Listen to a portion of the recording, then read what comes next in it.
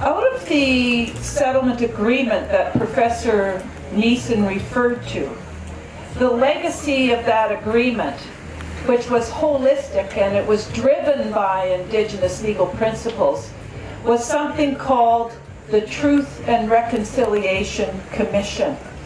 What was so important about that, and why I'm raising it, is when the Truth Commission finished its work, which took 6 years to hear people, they wrote up 95 calls to action. 95 calls to action that addressed everything systemic in Canadian society that subordinates our Indigenous people to less than whole citizens.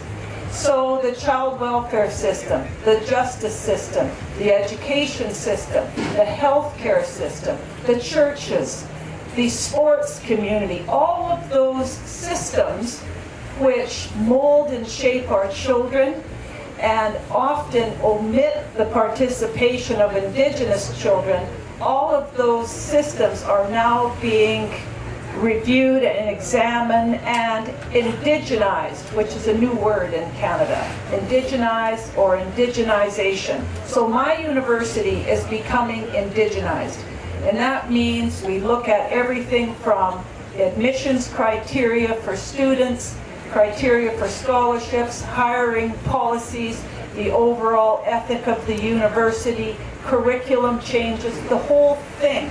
And that's just one example of the systemic change that's starting to come about in Canada. And so Canadians as a whole, by and large, have bought into this process, and it's changing the nature of the country.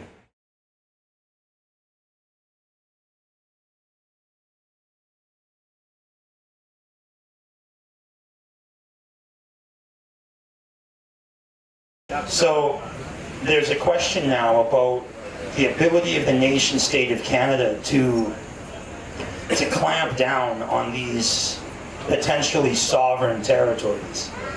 And that's contested, and it will be contested for a long time because it relates to something bigger than commerce, right? It relates to, at one facet, religion and our ability to commune with a non-human entity and enter treaty with a plant and say, like, take your contract law somewhere else. I have a contract with this sacred thing, and we will work together in relation to bring life to our people and wealth and prosperity and sustainability. There's another side, though, and that's the weird part, is that some of these nations have a lot of Hell's Angels. Some of them have a lot of organized crime. There's a possibility that very powerful criminal organizations can roll up and essentially overpower a relatively poor government and then use that as a base of operations that's tough to get into legally because of the unique status of First Nations in Canada. So it's not easy, right? It's always going to be more complex than they tell you.